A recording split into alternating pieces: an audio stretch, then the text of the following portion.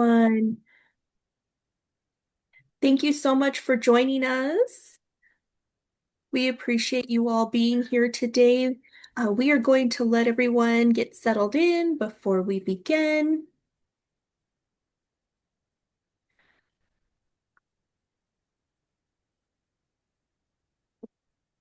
Thank you all so much for joining us. We appreciate you being here for today's Suicide Prevention Coalition quarterly meeting. We will begin in just a moment.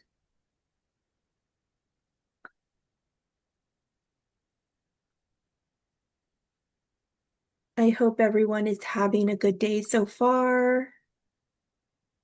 I know we have lots of information to share today, so we're very happy to be in this space with you all.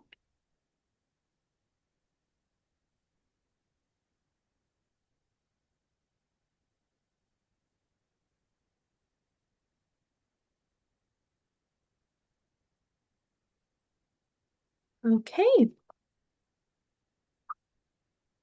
Well, it's 5 after. In the interest of time, do you think we should begin?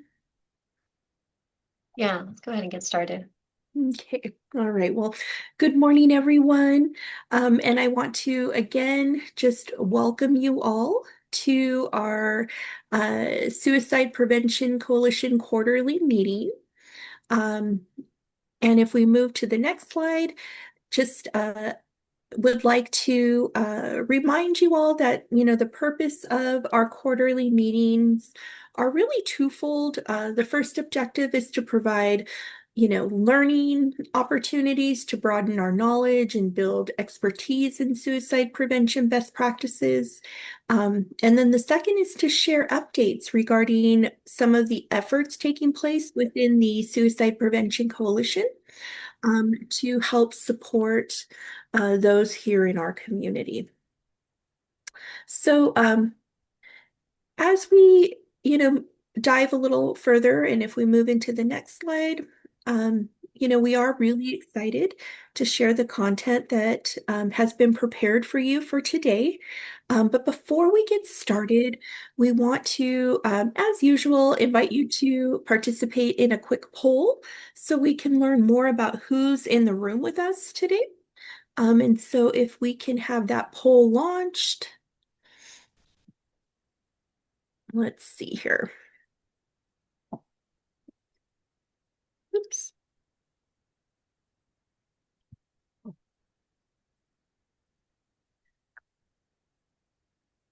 Okay. So if you could please take a look at the questions in the poll and take a moment to answer each of the 4 questions. Now, on the fourth question, we are asking for folks to share, what you do to take care of yourself during moments of stress. What helps you to unwind and decompress. And for that question, please share it in the chat. So we'll give you a moment to answer these questions, and then we'll kind of take a look at who's with us and look at what we all do to help relax and decompress after a stressful or hard day.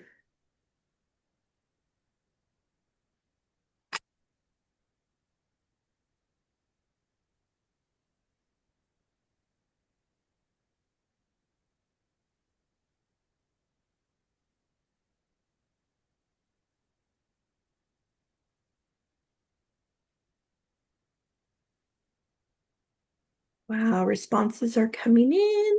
Give it just another few seconds here.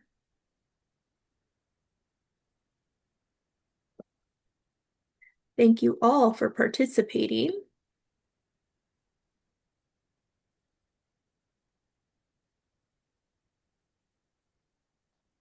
And we'll give folks an opportunity to finish up their responses. Okay, well, it looks like we have about About 80% of folks that have participated in the poll, so that's really good. I think we can go ahead and end and we'll share results. All right, so when we look at who's in the room with us, we have a good amount of you are, county-wide. So you provide resources and service all of Riverside County. So great to have you all here, even some folks outside the county. So we appreciate you joining us as well. And then when we look at who we serve, we can see that a good majority of us will serve our transitional age youth, but really it's servicing all populations of Riverside County, um, with another good majority servicing our adult population. So I think today's going to be some really great information that you can take away and share with your communities. When we look at where organization you're from or what sector you serve, we have a good number of our folks. And this is kind of spread out a bit, but we have a good number that are servicing our community through community-based organizations, um, our behavioral health department, other county departments, schools, and we even have some folks from the hospitals or our first responders and even others. So if you want to share what organization you're from, we'd be happy to hear about that in the chat as well. And then when we look at what is the one thing you do to take care of yourself during moments of stress, gosh, I see lots of really good, activities or hobbies. Some folks like reading a book, drinking some tea, or listening to music, spending time with loved ones, and then walking, exercising, and even taking out your dog for a walk, watching a good show, like just wonderful examples of different things that we can do to help de-stress. Spending time at church and with friends and family. See a lot of folks like to go out for walks. Humor, inserting some humor in the day, definitely helpful. So thank you all so much for sharing. We really appreciate that. Okay, so I think if we move on to the next slide, we can take a look at what we are going to cover today on today's agenda. So for today's meeting, we are going to, give you just a quick overview for those of you that are new to the coalition, quick overview of our coalition and how it's structured. We are also going to have a presenter for you. I think you may have noticed that we do have a change from the presenter that was listed on the registration flyer. So unfortunately, Liliana Balon was not able to join us today, but we are so very grateful to have Dr. Lisa Fortuna here with us today and willing to share her expertise on this important topic.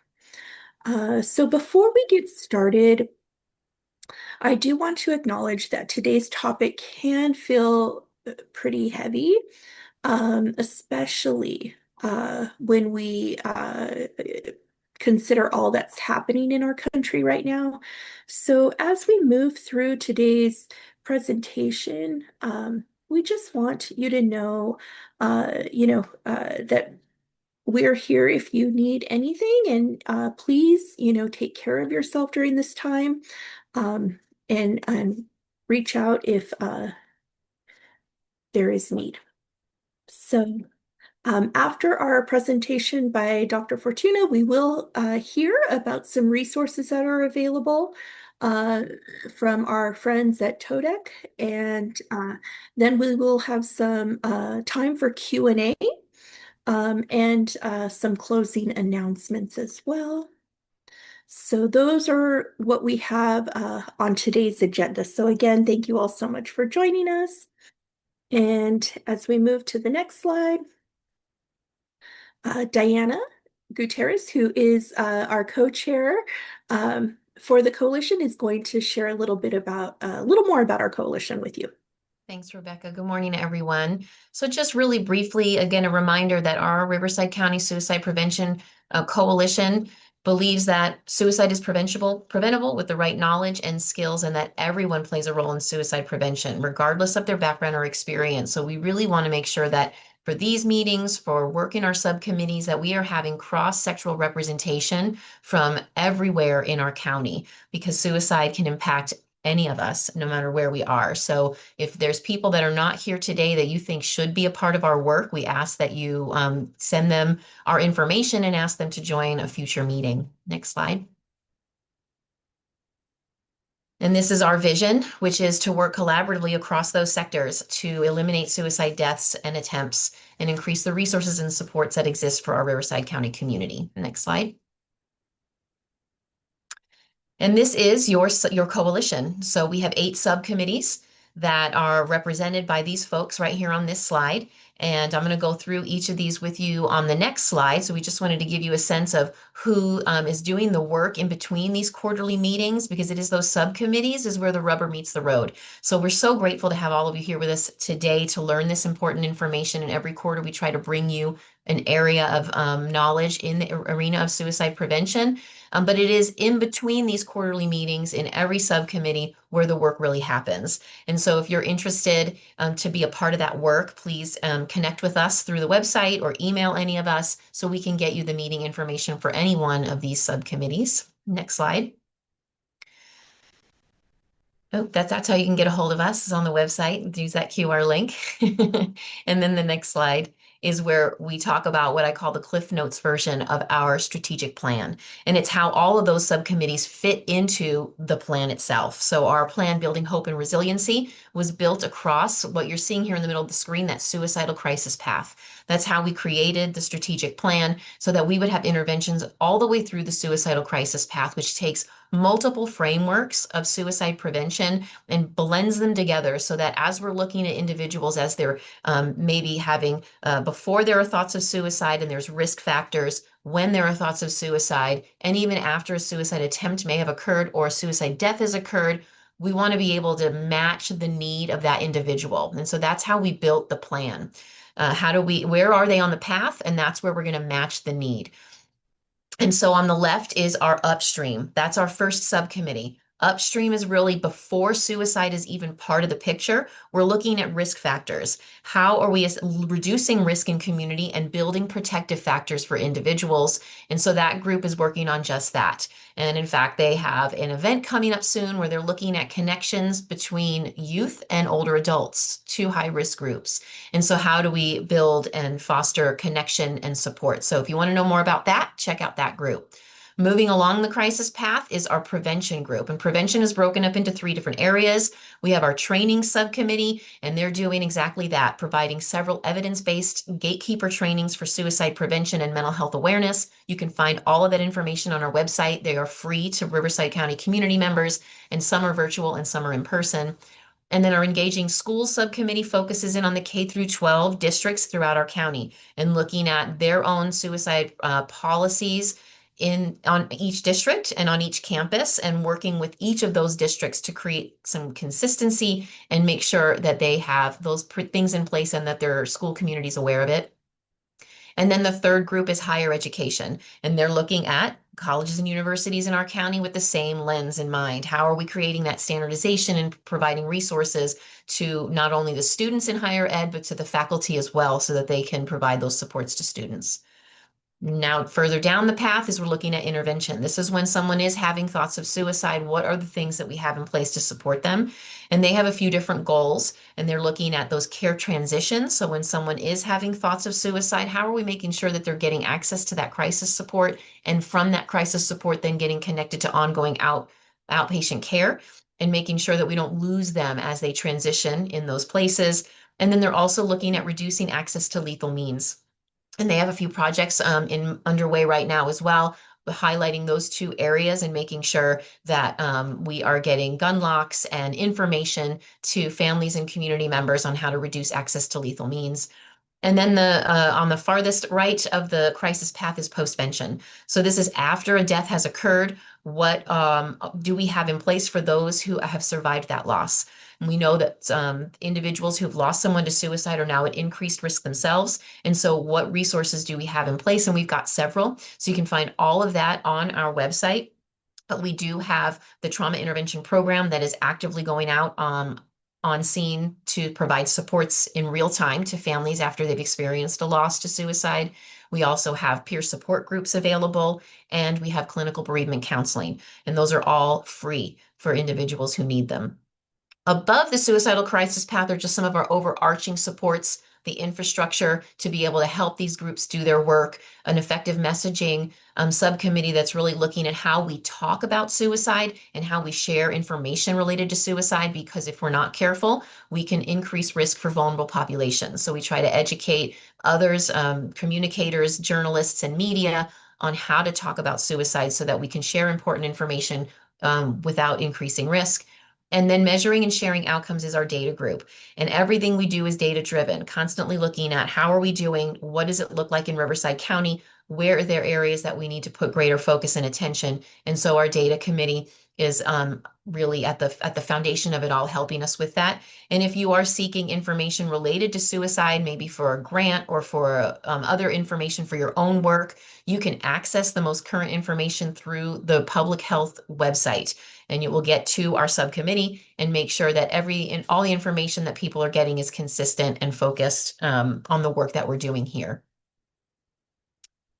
And that is the overview of our coalition. Next slide, yeah. I think I'm turning it to Rosemary now to introduce our guest speaker.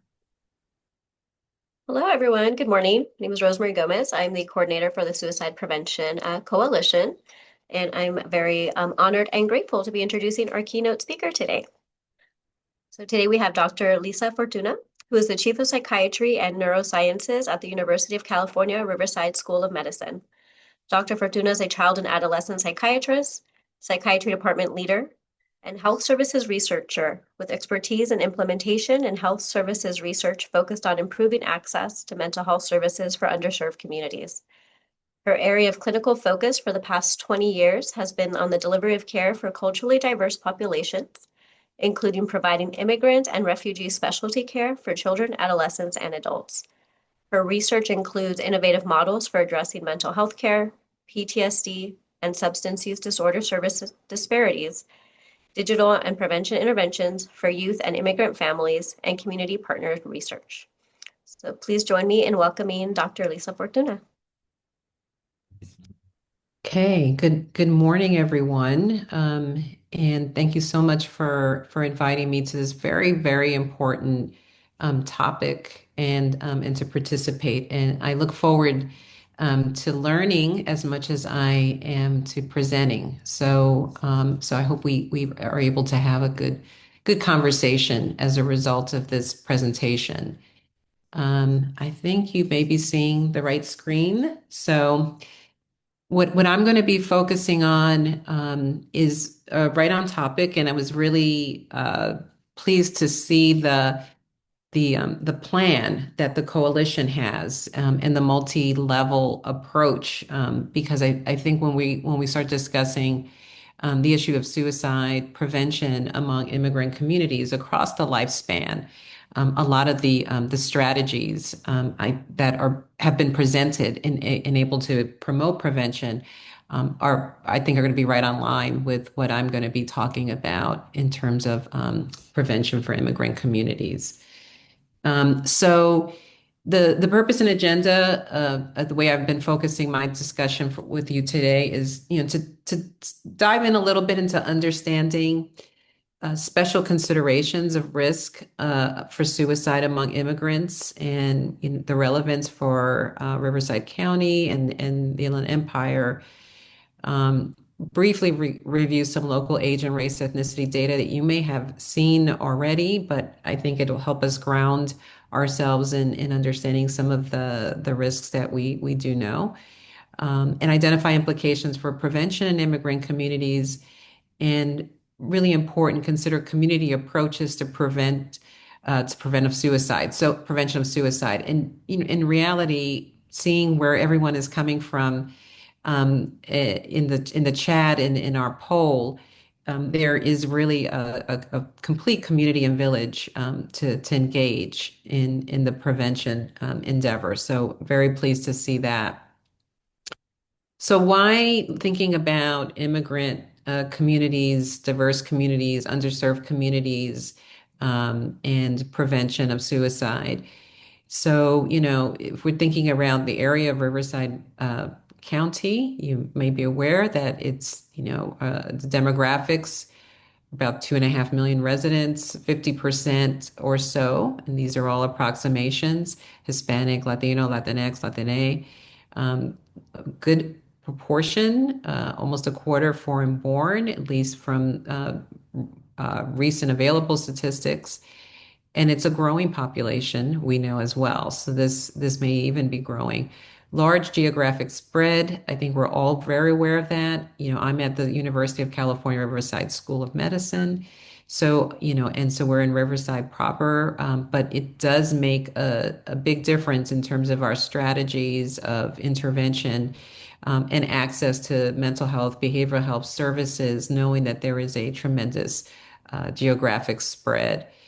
And we know that there's many mixed status in immigrant households. And that includes amongst our providers and our medical students and our undergraduate students at University of California, Riverside, who come, many come from the region. The data that we have in thinking about suicide deaths, just again to ground ourselves in a little bit of statistics, is that we know that Black and Asian youth experience the highest suicide death rates among all racial and ethnic groups in recent years. 63% of reported deaths occurred at home. Males, about 80% of the suicides.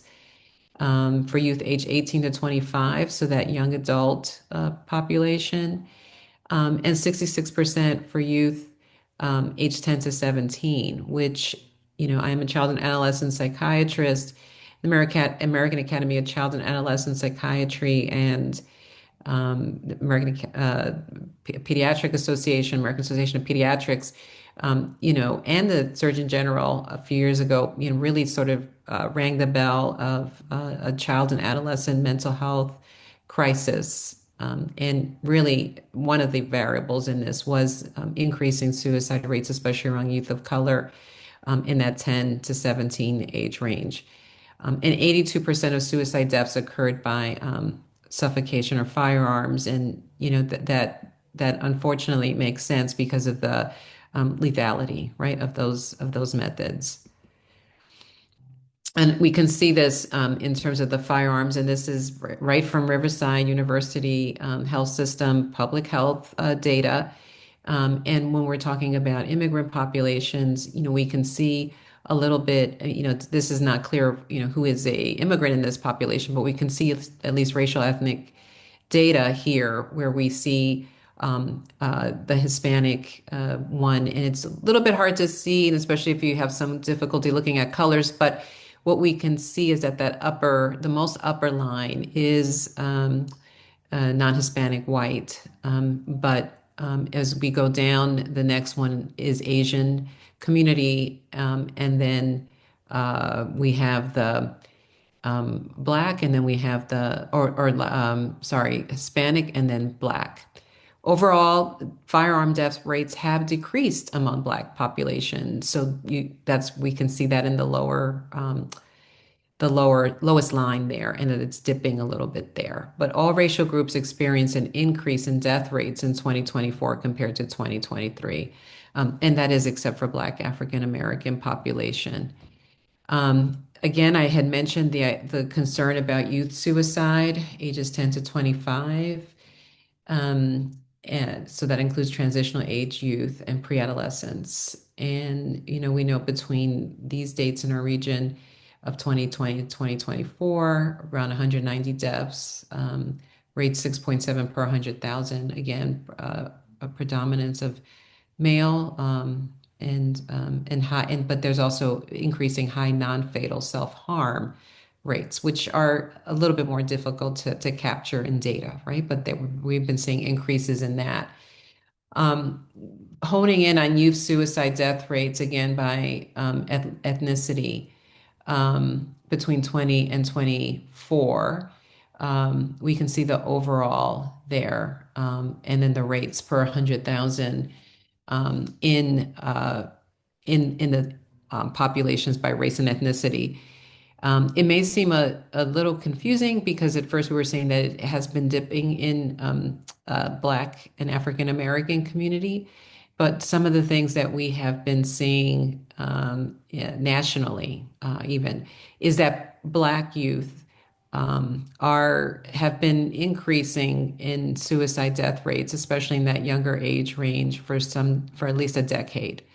And unfortunately, that's seen in this data when we look at specifically youth. The top 10 risk factors for youth suicide in Riverside County is a mental health concern, right? And that has been a factor that we probably all know for always, right? That mental health is going to be the thing that a mental health disorder, mental diagnosis, everything from depression, anxiety, PTSD. That's going to be the highest risk factor for suicide, and we see that in our county. Previous ideation, obviously, we know that that's a risk factor that we at least assess clinically. Substance use, again reinforcing the importance of us being able to address substance use disorders in their own right in terms of suicide prevention, and that's an increasing problem in our region and nationally, and a place of intervention. And dual diagnosis and or co-occurring diagnoses, which we know is such a need in nationally, and then in our region, needing to be able to have that accessible in terms of integrated services. And then after that, we have things that are prior attempts and relational. And I'm going to be talking a little bit about the importance of relational problems and conflicts and disconnection that are really, really important in terms of immigrant populations' experiences. And that bears out in the research and the data. And I will be talking a little bit about that. And then also there are these, social, contextual, economic determinants of health that we can see there. For example, lost jobs. And then again, this is just looking at it, a little bit differently in terms of youth suicide rates in Riverside County as compared to California in total. And we can see that we mimic that, the pattern that we see across California. And there being some increase, right, between 2023 and 2024 for youth. And so we can look at that. And, the predominant ages in figure two are 18 to 25, right? But as I mentioned, they still have that 10 to 17. So, the big takeaway is that for youth and young adults 10 to 25, they are a significant share of suicides. Adults 25 to 64, though, our largest number. And one of the things that I will touch upon, because it's important to talk about things across the lifespan, including for immigrant populations, are this idea of older adults, the highest rate per capita. Overall, in the Riverside County, white residents are still the highest rates. The lowest rates are Hispanic, Latino residents in many ways, if we look at the overall suicide rate. But one of the important things that we have to examine is, lower rates does not necessarily equal lower risk, and that there are things, especially in the current environment, that we have to make sure that we address. And I'm going to talk in particular about migration stressors being very associated with elevated suicidal ideation and suicidal risk. What I will try to sort of frame for you is that there are several reasons that we may not even be picking up the real rate of suicide risk in immigrant communities. And and I'll tell you why. And I cite a paper there that I'm going to sort of talk to you a little bit about right now. So, what I would say is that there are structural, social, immigration stress related dynamics that are very associated with suicidal ideation. So we have done studies, and I have been participated in studies in the past, especially looking at national data. So the first point there that you see where I say low belonging strongly is associated with suicidal ideation in Latino and Asian immigrant communities comes from a study that we did myself with an investigator, Margarita Alegria, who's in Boston. I was in Boston for 20 years and did a lot of epidemiological as well as intervention research in mental health. And we did a study that was actually conducted in the United States and in Spain, looking at interventions for improving access to mental health for trauma and substance use disorders, as well as depression. And we took some base screening rates of different mental health needs, as well as suicidal ideation in the individuals across the two countries, immigrant communities from Latin America, in both countries, US and Spain, in primary care settings, and as well as community organizations or NGOs, sort of community-based organizations that served Latino American immigrants. And we did a screening around suicidal ideation and asked them specifically around, have you seriously thought about suicide in the past month using a standardized screener? And I think I have some data on it later, but it really was alarming that the rates of endorsing that, seriously thinking about killing yourself in the last month, was between 20 and 30% of the sample that we screened. The actual attempts was very low, but we published this paper because of the importance of describing the significant risk, ideation, and distress that was demonstrating. There seems to be some protective factors that we need to amplify because the attempts were actually low. But the ideation was very strongly there. Belonging, we had a measure concurrently that we took, and it was very simple questions around how much do you feel like you belong in your current community? How much do you feel that you feel connected, supported? How much do you feel like you belong even in your country of origin? And the individuals who scored very low, that was associated strongly with that significant suicidal ideation, endorsing, seriously thinking of killing oneself in the past month. So that's a significant theme that I'll be talking about throughout this talk. Also, generational experiences of discrimination.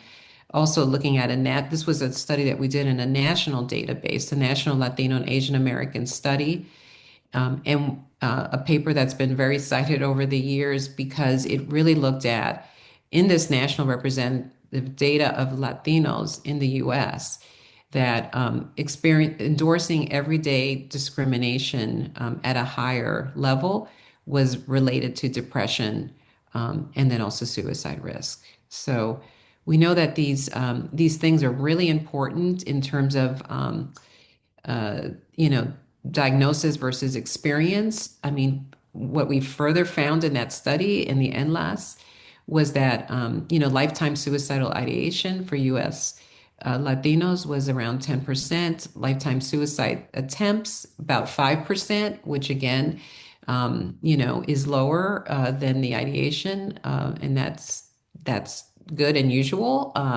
But also still a significant risk in that national database.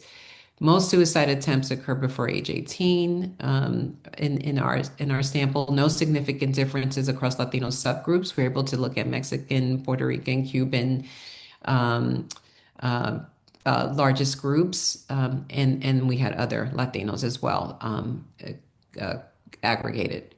But we did not find any difference across Latino subgroups.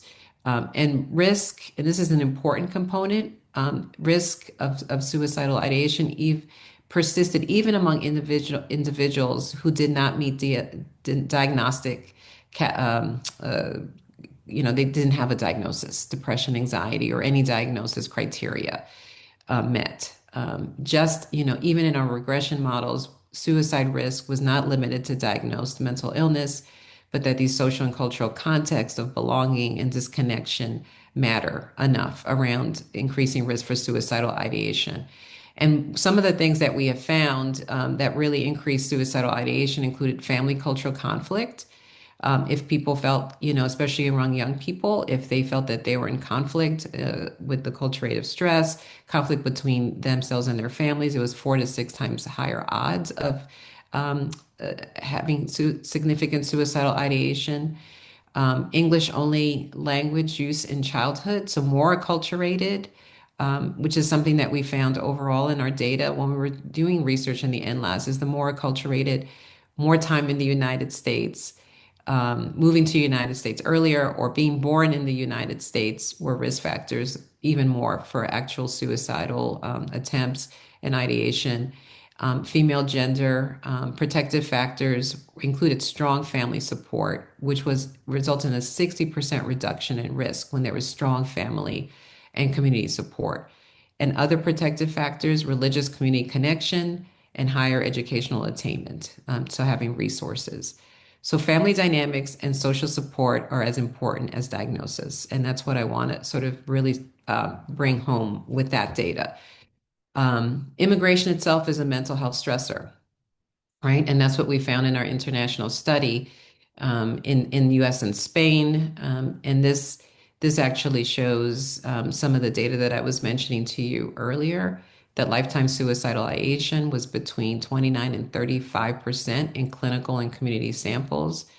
There were no major differences between US and Spain. And that's interesting because one of the things that we wondered is if, people had more language access. Spain, it's a different way of speaking Spanish, but it's Spanish, right? So is there more of a connection? But there were still economic, cultural, discriminatory experiences in Spain that were affecting individuals' mental health. Higher risk of suicide with trauma exposure. So the odds ratio, likelihood was 7 to 8 times higher if people had trauma exposure. And we know that a lot of immigrant communities have trauma exposure, high risk with depression and PTSD symptoms, and higher risk with, again, describing higher experiences of discrimination, family conflict, and low sense of belonging in that data as well. Um, I had mentioned a little bit about the time in host country and legal status. So duration in the United States and stability matter, living greater than 2 years in the host country. Again, higher odds. Citizenship status is protective, though. So it seems like that might be a conflicting thing. But our interpretation is the longer people are exposed to discriminatory experiences and interacting with the host country in that regard, the higher odds of SI. But then in immigrant communities, not having citizenship is a risk factor in itself, even if you are a more recent immigrant, and that having citizenship is protective. Not having citizenship was associated with chronic insecurity, associated with limited access to care, and associated with ongoing psychosocial stress. So the takeaway here is that legal and structural stability are suicide prevention interventions. And I know we're going to have a talk around legal supports that can be provided. But I really want us to take away that message that legal and structural stability are suicide prevention interventions. Um, and then I really want to bring home this idea that even with the data that we have, immigrant suicide risk is often hidden, right? When we're looking at that data, we may really be missing a significant part of the story.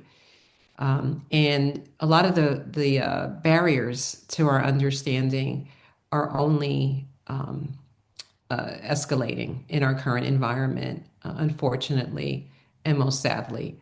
There's fear of systems, there's language barriers, there's cultural stigma, there's limited culturally responsive care, even as, even as we all on this call, I know are trying to make improvements in those areas. And I know we're trying to do that in the School of Medicine and the students and medical students that we're educating to serve the region. But it still is a reality. And right now there's a sense of lack of safety of even our crisis systems, right, that we're contending with. So, we are unfortunately in a perfect storm where folks in our immigrant communities are experiencing the types of stressors that put them at increased risk for mental health problems and suicidality across the lifespan. And we're having increasing barriers like the ones on this slide.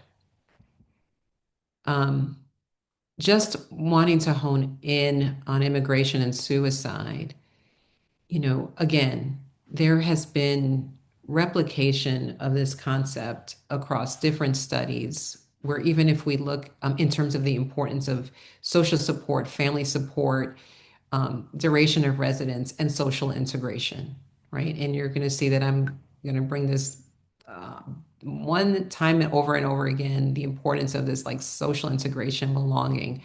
And this paper that, was done in 2008, and there's other papers that have been happening, we're kind of echoing some of the things that we were seeing in our studies, where, they really looked at immigration, the impact of immigration on suicide, and found that, individuals, um, that were single immigrants were nearly 2.6 times more likely to kill themselves than the native born. Shorter duration of residence was associated with higher risk suicide. So this is an interesting thing, right? It's a very complex story, which is why we've had to look at these questions from multiple angles, right? So I told you in another slide that immigrants or Latinos who have spent more time here in the U.S. or were born here have higher risk for mental disorder and suicide, right? And that has even resulted in something that has been in the field called the immigrant paradox, right? That, with all the stressors and everything else that immigrants are healthier, you have less, mental health problems.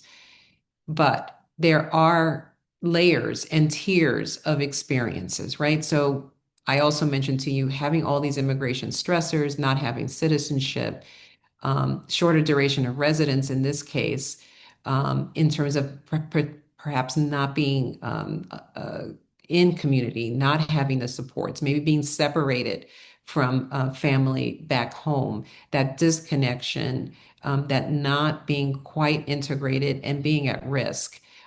Is also has a higher suicide risk. So the story is complex, right? And we have to think about it in all of these ways, right? That there are acculturation stress factors, intergenerational conflicts, these experiences of discrimination, family conflict and separation, political violence, trauma, socioeconomic stressors. All of these are targets for prevention and also are part of the complex story. And we can look at this, I was mentioning, that there's certain populations that have even higher risk. And I want to be able to talk about, um, specific populations, and I'll do that in the next few slides. But again, if we're looking at immigration status and legal vulnerability and suicidal ideation, this more recent paper continues to support this sort of, enriching our understanding of this story, is by Hagen and et al., where they looked at college attending immigrant origin Latinx young adults. And they did three comparison groups. They looked at suicidal ideation in undocumented students, US citizens with undocumented parents, so mixed status families, US citizens with lawfully present parents. And what they found there were they looked at suicidal ideation assessed using PHQ-9, the ninth question, of suicidal ideation. And what they found that there was a higher suicidal ideation among the legally vulnerable groups. Again, sort of echoing what we have seen, that undocumented students had 23.1% of the had 23.1% of them had suicidal ideation. U.S. citizens and with undocumented parents, it was 24.3. So kind of very similar between those two groups.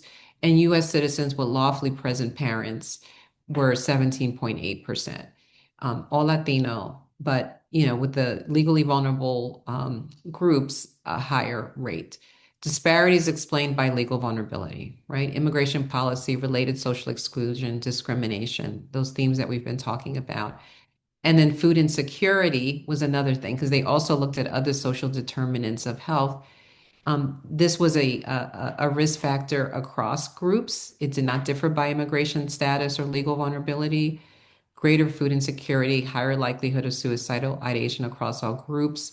And what I would say with that is that we also have to pay attention with these socioeconomic risks, right? That in of themselves are risks for suicidality, and also obviously will compound issues that are around legal vulnerability. They did sort of recommend, issues around how do we work on prevention. And one of the ways that they did that was to say that, we have to work around reducing and preventing suicidal ideation and suicide. And what they found in their intervention work is that um, uh, increasing campus belongingness, a sense of community belongingness in your university was protective across all immigrant statuses and legal vulnerability levels. It reduced suicidal ideation, right? So implications for suicide prevention, which is what we want to, which is really the goals of this coalition, is, to understand that immigration status is a critical social determinant of suicide risk. Effective prevention must address legal and policy-driven stressors, strengthen belonging, inclusion, and institutional trust, and move beyond interpersonal models. And what I want to say there is that, clinically, obviously, we look very much at individual risk factors and individual treatment. And I think, what we really have to consider, especially, I think, anyways, across populations, but definitely around immigrants, intrapersonal models, and relational approaches to suicide prevention. And I was really happy to see that is something that the coalition is looking at very carefully. The take home here is suicide risk is a systems issue. And currently, our communities in Riverside County are going to be experiencing things like immigration enforcement stress, housing and economic instability, transportation barriers, workforce shortages or employment concerns, and then fragmented services that need to be amplified to be able to really address the specific immigrant populations. And these are all sort of part of that structural determinants of suicidal ideation. Um, Now, the very difficult scenario, which I know we have all in mind, and we have alluded to at the beginning of this meeting, is what's happening with the very escalated immigration enforcement and what I think a lot of us would say are injustices that are happening currently. That is obviously amplifying and exacerbating all of the risks that I've been talking about. And we, very sadly, have seen suicides of children in terms of this real concern about their immigrant parents' sense of safety, their own safety, the safety of peers. And sadly, this in April 2025, 5 of the suicide of two Latina children in the South further erode immigrants' parents' sense of safety as well, in terms of the real risks to child mental health, to family integrity and safety, physical safety, right? And so in this particular case, there was a concern about the children being bullied about their parents' alleged immigration statuses, and that resulting in suicide. Um, we put out a paper that's been covered by the media and American Psychiatric Association's news about the mental health consequences of U.S. immigration policy, that you see there in the right. And there's been several articles that have come out, for example, the one on the left about how immigration enforcement is taking that toll on children's mental health. And in that paper, myself and colleagues spoke about the serious impact on children and adolescents on an individual basis. But what I will say is it's also in this structural and social way, right? So, in psychiatry, as you know, we have, DSM, Diagnostic Statistical Manual, of diagnoses. We on version 5 with revisions. And there is post-traumatic stress disorder criteria, right? And so what we talked about in this paper is that, when we look at the criteria for PTSD, it's exposure to trauma, intrusion symptoms, avoidance symptoms, negative alterations in cognition and mood, arousal and reactivity. And if we want to look at it from a categorical perspective of trauma, we can see how that maps onto what children are experiencing in terms of immigration. They have direct exposure of witnessing, learning of trauma to close family, friends, and violence that has been occurring with immigration enforcement and ICE. They are experiencing recurrent memories, nightmares, flashbacks, avoidance of distressing memories, thoughts, and reminders in terms of avoiding schools, clinics, dissociation, negative beliefs, hypervigilance. But, part of what we wanted to talk about this is that, we cannot look at this from an individual pathological perspective, um, at least not alone.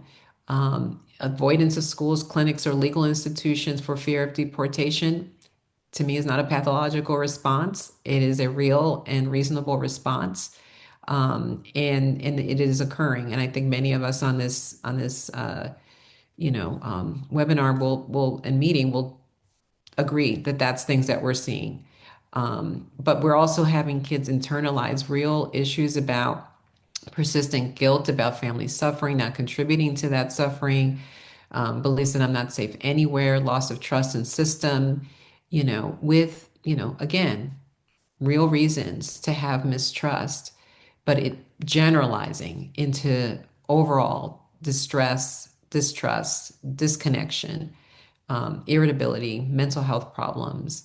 And if they do have separations from their caregivers and exposure to violence, only exacerbates all of these increasing risks of all of the things that we've been talking about, right, in children and adolescents.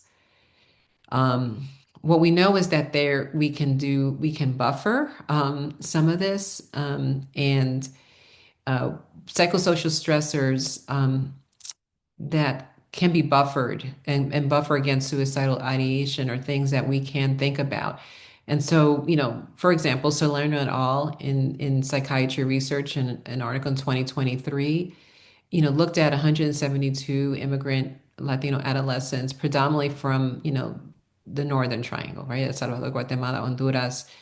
Data collected was between 20 and 22 in school-based immigrant youth support programs. And they found that key psychosocial profiles identified for kids in latent profile analysis, which is, a group that had low stress and high buffering. And what they found is that those youth had strong resources, strong community resources, things that were wrapping around them and supporting them. Moderate stress, moderate buffering against suicidal ideation, kids had average resources, and moderate stress, low buffering, youth, they had the weakest access to resources. So the core findings is youth with strong buffering resources had significantly lower odds of suicidal ideation. Protective buffers included resources that really supported their ethnic identity, family support, peer support, and school connectedness. Proximal immigrant minority stress, like discrimination, and enforcement, mattered more than pre or post migration victimization, forced immigration related family separation. So, really having that really sort of close experiences of um, minority stress and immigration stress was very potent in terms of a risk factor. So the key takeaway for prevention, which is what we're about, is high levels of psychosocial buffering are essential for protecting immigrant youth from suicidal ideation, and moderate resources are not enough, that we have to give very intensive supports. And I would say, this paper was done before the degree of escalation of the current situation we're in. We have to even bring even more buffering, right? And we can talk about how we could possibly do that. Implications for practice and policy, we have to invest in school-based, culturally grounded support systems, strengthen ethnic identity, relational supports, and belonging. What I'll say about that is that one of the really big risks that we have currently is the degree of dehumanization and stigmatization and injustice that young people are experiencing, and that is relevant in terms of buffering for addressing daily immigrant minority stress, not only past trauma. We really have to sort of support them in the regards of their identity formation and belonging, right?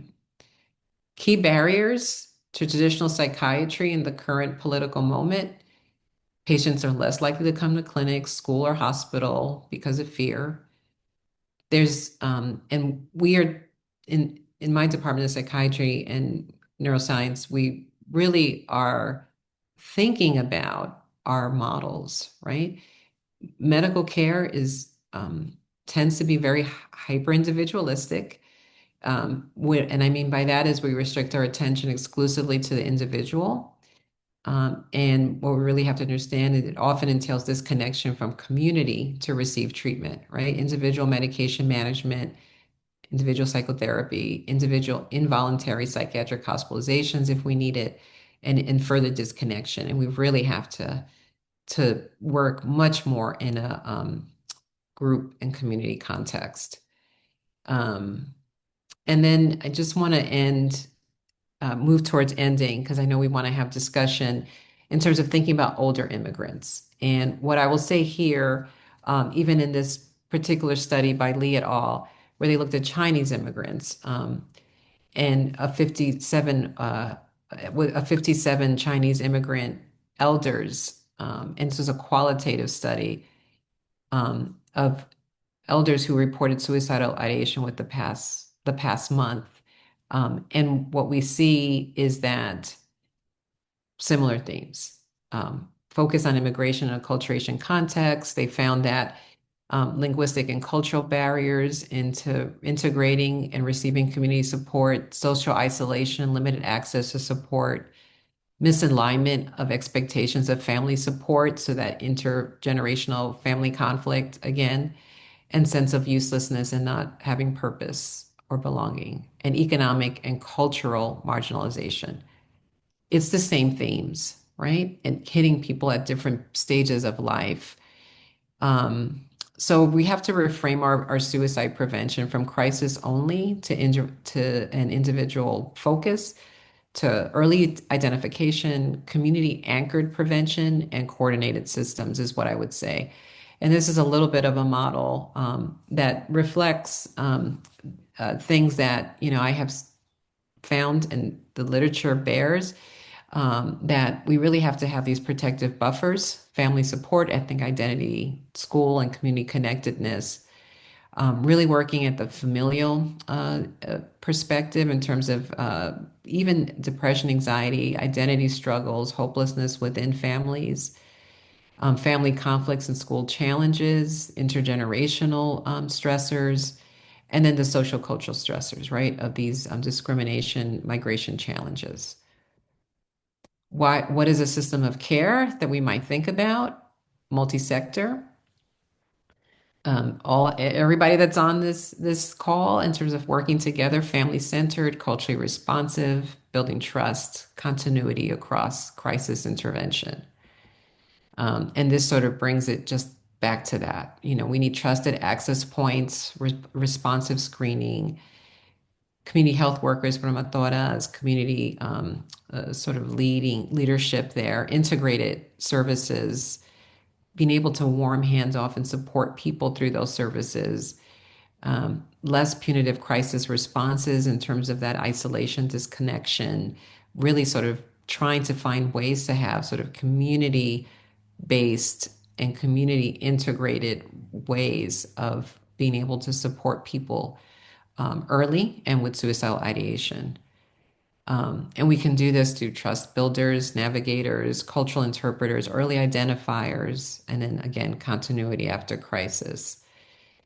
What each sector can do, and we can sort of talk about this, community organizations can do outreach. They're critical for the social support factors.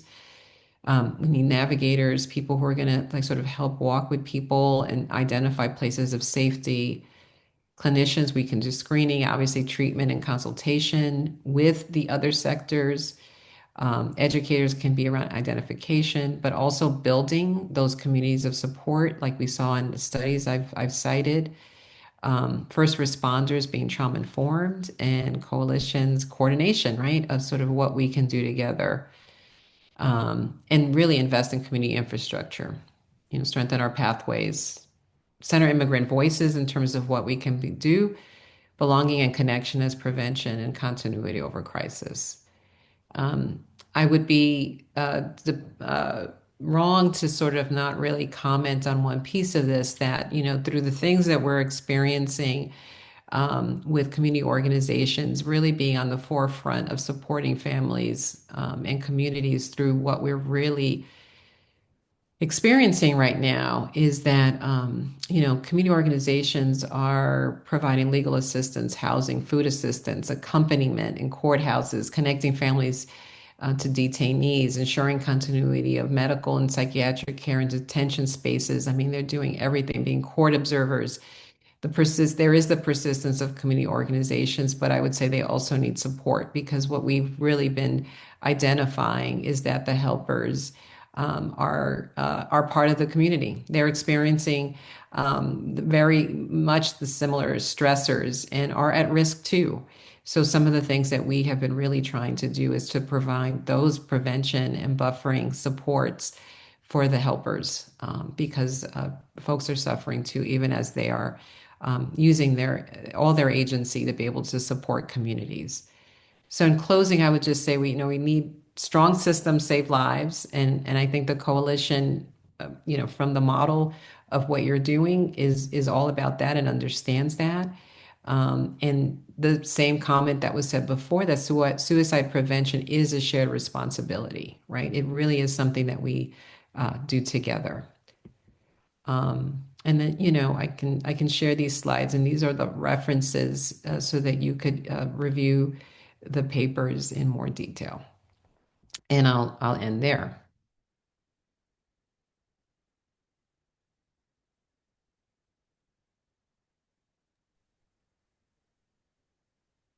Thank you so much, Dr. Fortuna, for sharing all of this information with us today and giving us, I think, a really a good perspective on how we can be supportive to our communities, immigrant communities.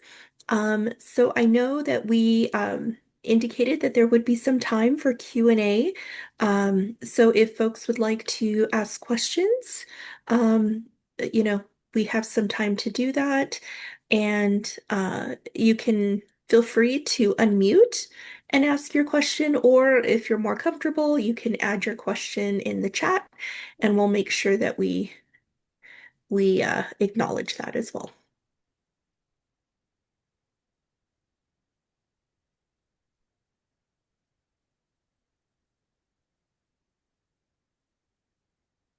Oh, okay. So we do have one question in the chat here, and it's Rabia is asking, can I share some of these statistics that were in the presentation with community members? Yes, I think that that would be excellent. Both the statistics and the things that we have found over time. Because I think obviously information and knowledge is power, right? And what community members might. I would be very interested in their interpretation of sort of what that data means and the implications for prevention and helping the community. Data's power, right? So absolutely. Wonderful, thank you. Are there any other questions at this time?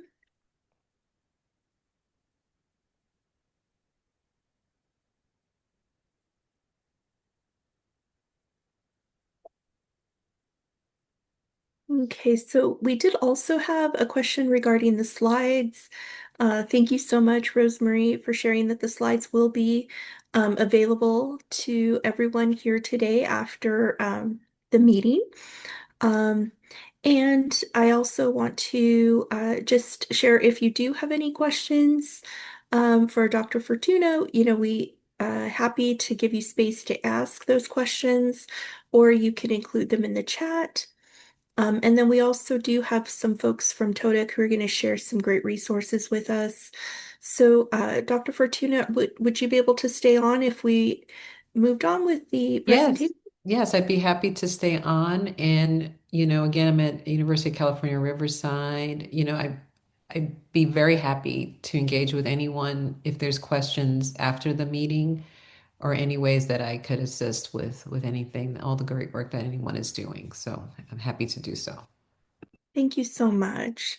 Okay, so I will be handing it over to Rosemary, who's going to introduce our next presenter. And thank you again, Dr. Fortuna, for sharing all of your expertise and your knowledge on this really important topic. It's greatly appreciated. So now we would like to welcome TODEC Legal Center to share about their program and the support and the resources that they offer to the immigrant community. Hello, good morning, everybody. Sorry, I woke up with a fever today, but this information is very important to share. So please bear with me. So my name is Alberto Cruz. I am part of TODEC Legal Center. I just wanted to start off by saying TODEC is an acronym it means Training Occupational Development Educating Communities.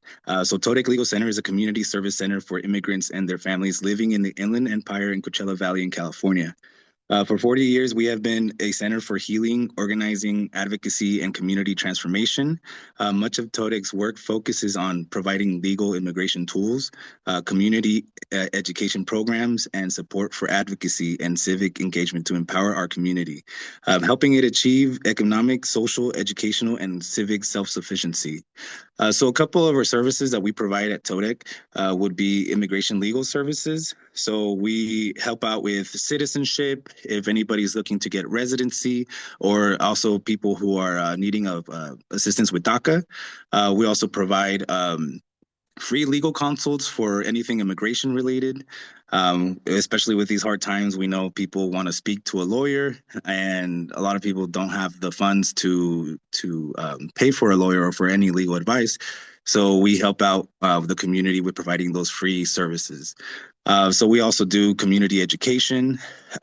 We go to the fields. We go door to door to our communities because we notice that our communities don't really listen to too much stuff online or anything, or maybe they're a little older, so they don't know how to work their phone. So we like to spread the word in person, and then we just let them kind of spread it to their friends, their families. And that's the best way so far for us to spread the word on anything that has to do with immigration or mental health.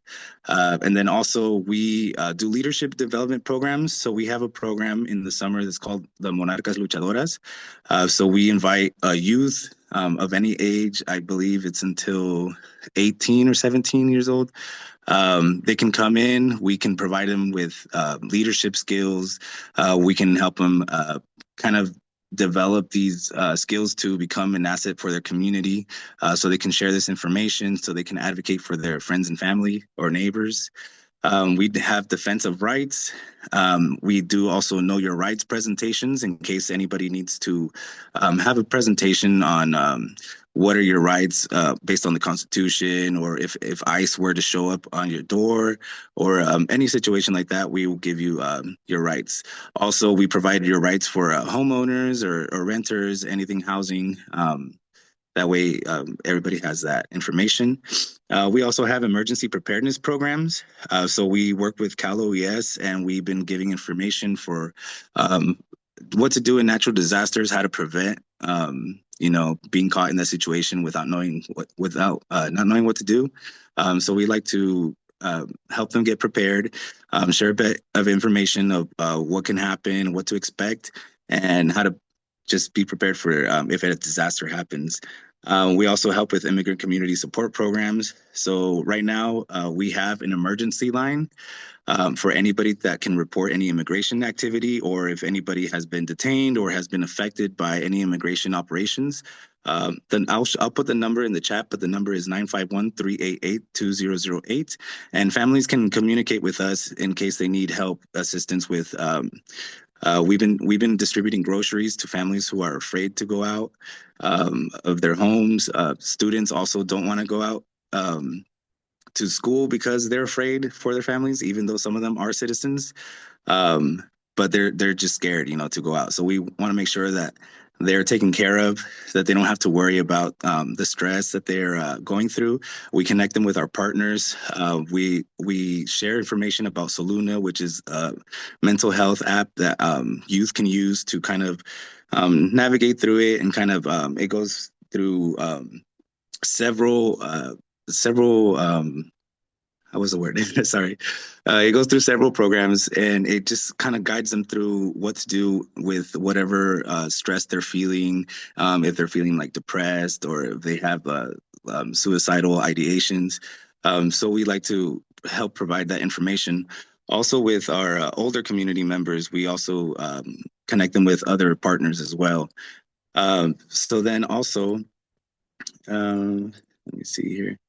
So then also we have a next to our office in Coachella Valley, we have the Worker Justice Center, which we provide information for what to do if farm workers or anybody in general is taken advantage of at work or mistreated. So we work with the Department of Justice, the Department of Labor, sorry, and we help them connect them to their lawyers or their legal team, and they provide them information on what to do. They help them with their case, and we provide all that information to them. We also help community members with anything that they need help filling out, like if they need help filling out a passport form, Medi-Cal form, or anything that they need help with, we let them know that they can come to us and we can help them for free. So we like to provide all these free services to our community, because we know that money right now is stressful, and especially if, for example, like there was this lady that I went to go take groceries to yesterday in Desert Hot Springs, and she was commenting to me that her husband was picked up by ICE, and she was scared because she didn't know what to do about her home. So she couldn't afford the rent anymore, so she had to move. So she was asking us for resources on what we can do to help her with housing. I connected her with our partners. I also gave her all the information she needed for her rights, for all that, and we gave her her groceries. So these are the community members that we like to help out, especially with these hard times. It could be very, very, very stressful for them, not knowing whether you go to work and you're going to come back and see your family again. Um, So I'd like to thank also uh, the doctor for providing all that information because we do see that in our community where everybody's just kind of stressing right now, not knowing what to do. Um, and it brings to light all the struggles that our community is facing. So if anybody needs any assistance with anything legal regarding immigration, anything, any information, or if you would like us to go present at one of your locations, please reach out to us. We're available whenever you need us.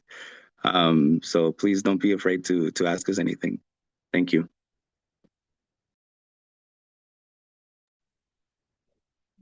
Thank you so much, Alberto, for sharing that information. And we appreciate you being with us even through a fever. I'm definitely grateful for being able to share about that resource. And if you don't mind, maybe if you can put the link to the website and the phone numbers that you mentioned in the chat so that way people know how they can access these services. Would be very helpful. Thank you. So I'll open up any questions if anyone has about TODEC. And so I see there is a question in the chat. How can we get folks on the grocery distribution list? So they would have to reach out to our office. And right there, they would have to answer a couple questions. And because these groceries are usually for people who have been affected by any immigration operations. So you'll just have them call us and then we can put them on a list. If they're unable or if they're afraid to get out of their homes, we can also we also have the option to go deliver at their house, or if not, they can come pick it up at our office. But yeah, they would have to reach out to our main office, and I'll provide that number right now. Great, thank you.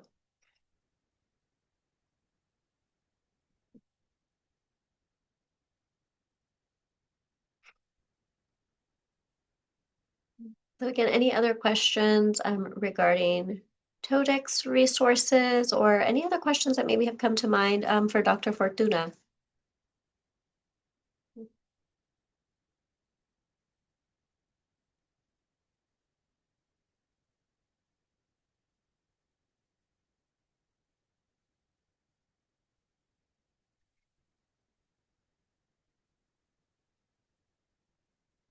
I see that there's a question about Tunisia Nelson. We've been doing in the chat about, what sort of has worked in terms of school-based things and, interventions. So I talked a little bit about that in terms of the importance of things that create venues for young people to be in community, right, in a supportive way, family support, including these, sort of social needs and things that people need in terms of basic needs and socioeconomic, as well as the ethnic pride and sense of identity formation that's healthy. So those are some of the core elements. And when with the slides, the articles go into more detail, right, about how they created these belonging things. And I can get, if it's okay, I can get the belonging scale that we've been looking at. I think Donicio was asking about that too. I can get that to the coalition for distribution with the slides, if that would be helpful, of how we're actually, measuring this idea of belonging. Yeah, that Yeah, would be thank great. you. Thank you. Yeah, sorry, Rosemary. Thank you for sharing that because one of the things that I'm interested in is like you're talking about some of these needs that are not tangible. Like we can't necessarily provide a monetary resource for belonging. Um, and those are things as far as measurements and being able to measure that. Those are things that entities are interested in looking at. So I think it's important that we have some kind of idea of what that looks like for our communities. That's all. Yeah, no, I think that's fabulous question and perspective to sort of take that in. So I can send that to you, right? And when you look at them, they're not really high monetary things, right? They have a strong relational valence, right? In terms of the way we construct the relationships, right? In a school and community and support, which does take effort, time and thinking about it critically. But it doesn't have to be around just monetary. So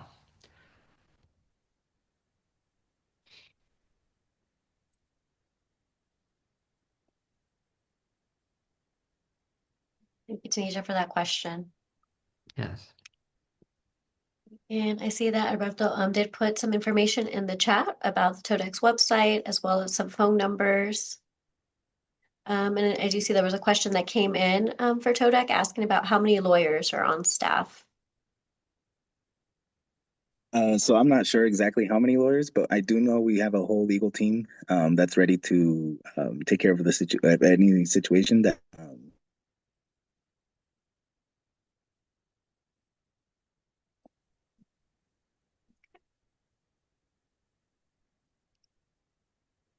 Thank you. Right. Any other questions?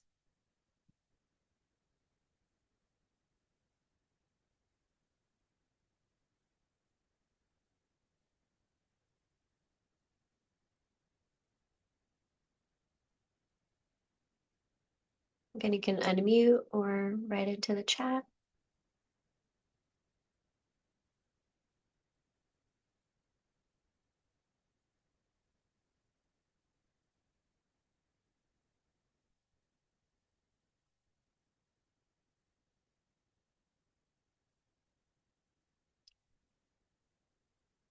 Okay, and I do see a question for Alberto asking if TODEC does presentations in the community. Yes, so we do presentations at several schools in different locations for any Know Your Rights. Like I said in the chat, you guys can follow us on Facebook or Instagram.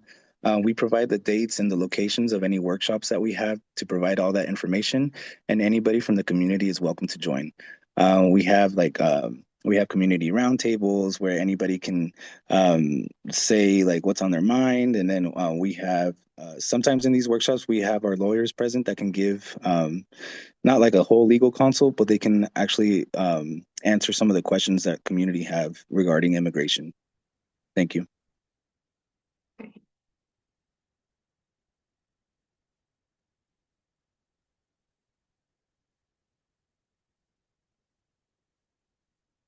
Any other questions or comments?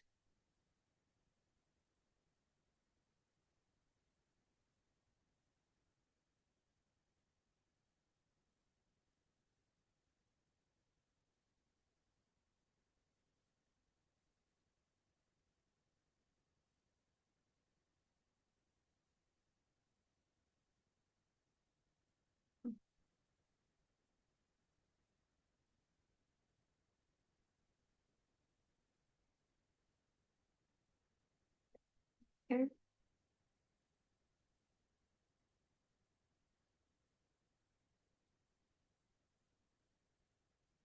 Right. So again, want to thank Dr. Lisa Fortuna for being with us today, and also thanking Alberto from TODEC for sharing about resources and just all of the information and the knowledge that was shared today. We greatly appreciate it.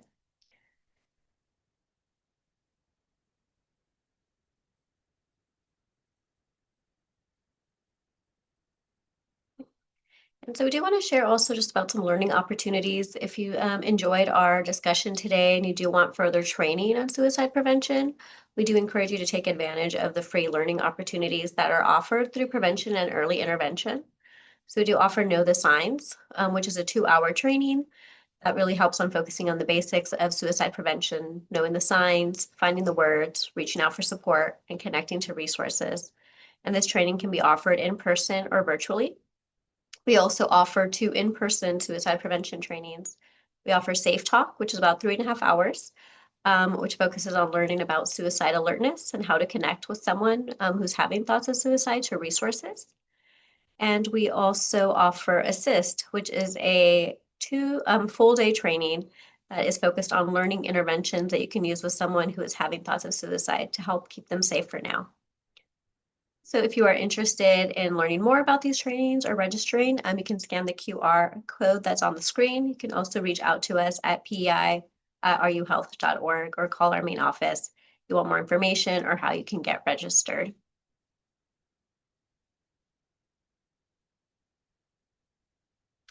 And we're also going to ask you to save the date. So we do currently have tentative date scheduled for our April quarterly meeting. So if you are interested in joining with us again to learn on other topics related to suicide prevention, please save that date.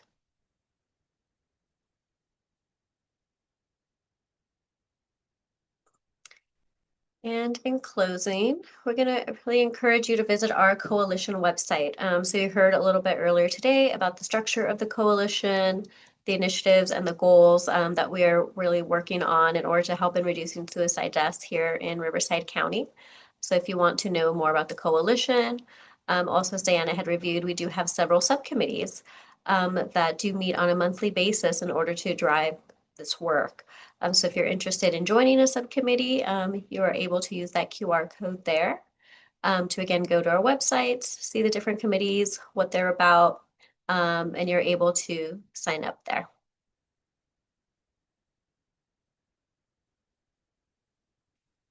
And we just want to thank you for joining us today and for learning more about this important topic and learning about additional ways that we can support members in our community in reducing suicide death. We do ask if you could take a brief moment to complete today's survey. Your feedback is important to us and it helps shape these meetings going forward. All right, I'll do a last call for any questions or comments before we close for today.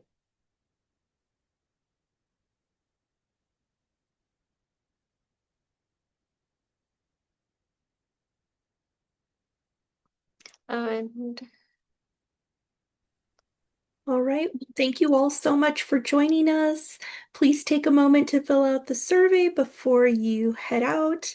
And again, we appreciate your time and your attention. We look forward to seeing you at the next quarterly meeting.